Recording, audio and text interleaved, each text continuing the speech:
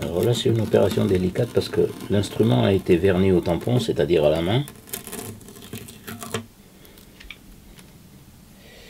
Et pour éviter d'avoir à gratter trop par la suite, je mets un cache et je vernis par-dessus.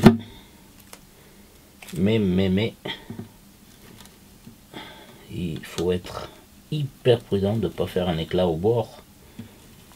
Parce que sans ça,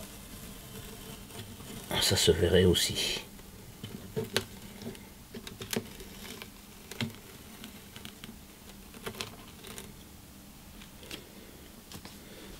Là, je vais regratter un peu les bords. Quoi que ce soit de colle ou de bouche-port qui bouche les pores du bois, le chevalet, on aurait beau mettre de la colle, il ne tiendrait pas. Voilà.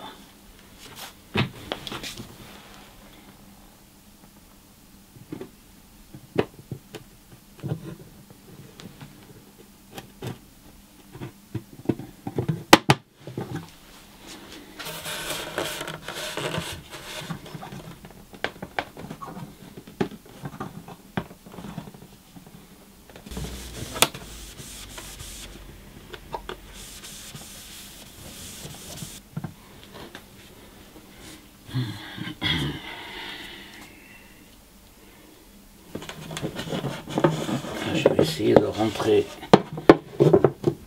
une contreforme.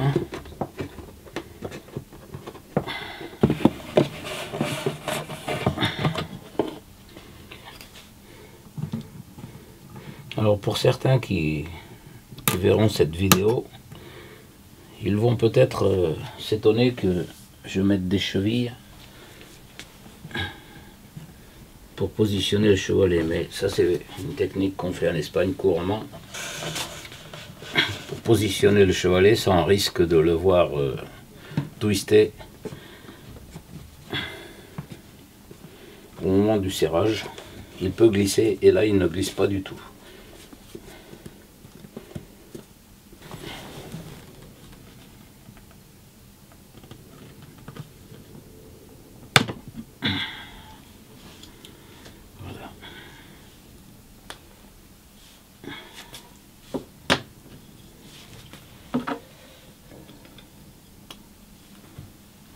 Maintenant, je vais passer à une étape suivante qui consiste à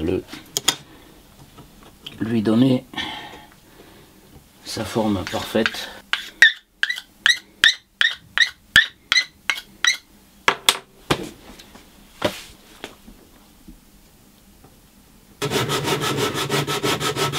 Alors cet outil a évidemment la même courbure que la table d'harmonie de la guitare,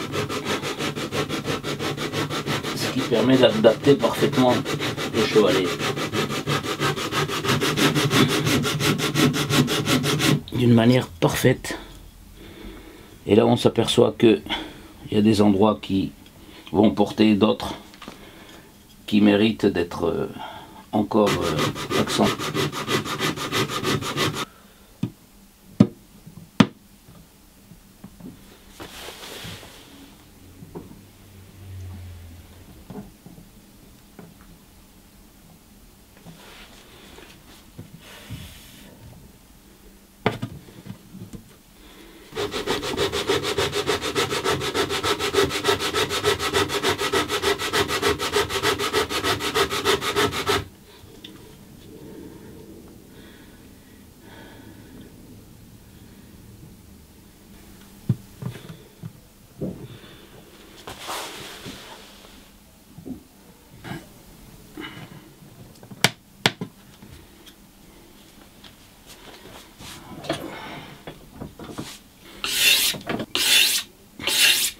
Pour faire ça, moi je m'embête pas trop. je prends des lames de rabot qui sont trop courtes pour être adaptées dans le rabot, puisqu'elles sont en fin de vie, ce qui me permet de pouvoir gratter et de m'en servir comme racloir, mais et en plus c'est pile la largeur presque.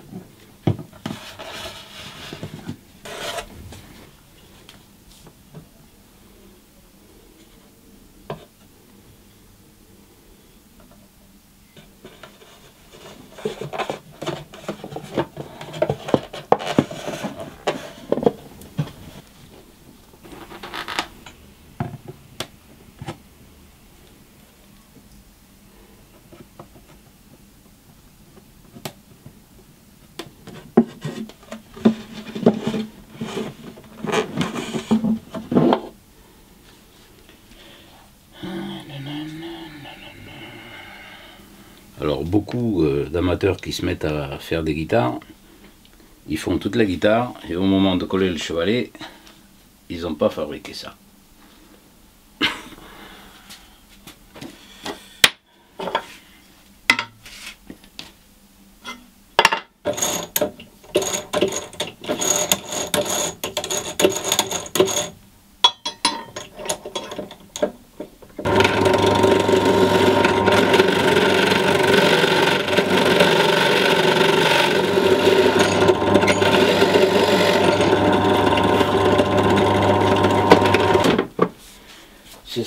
C'est ce qu'on appelle un montage à blanc, c'est-à-dire que c'est un collage sans colle. Ça permet de voir si tout ce que vous avez fait c'est dans les règles.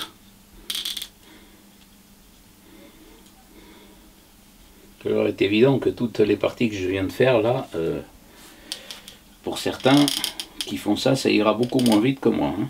Mais c'est pas une question de vitesse là, c'est une question de propreté dans le travail. Et on va faire une chose qu'il ne faut pas oublier, parce que si vous mettez cette cale, et comme il y a deux petits trous, et que si d'aventure il y avait de la colle qui glisse, elle restera dedans quand même, la cale, collée.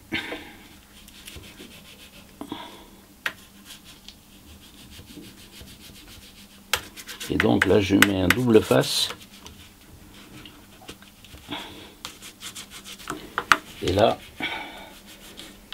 même si ça déborde, la colle ne prend pas sur le revêtement plastique du double face.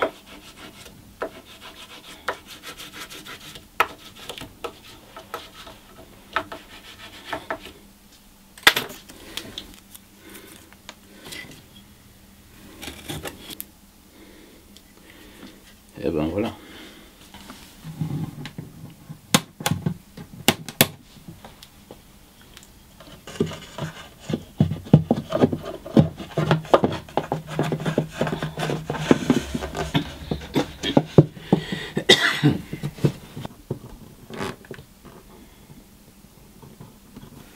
Il va sans dire que ça c'est une préparation avant le collage.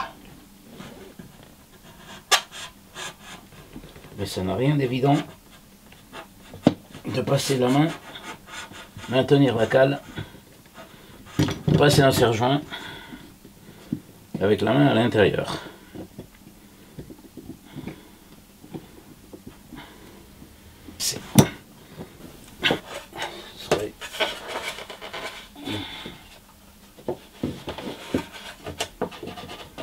Alors,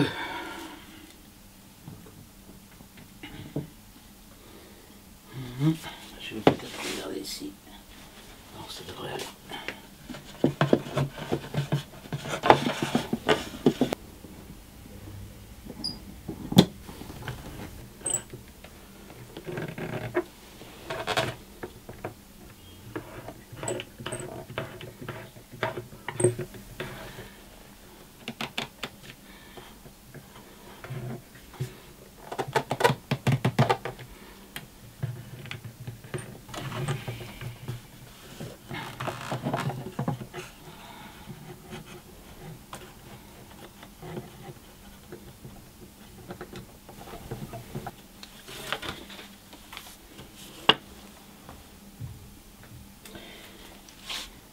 Une fois qu'elle sera collée, peut-être demain, je ne sais pas.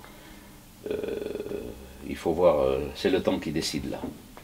Moi je ne veux pas coller quand le temps n'est pas de la partie. Ça n'a pas une grande incidence puisque j'emploie une colle moderne, mais je préfère.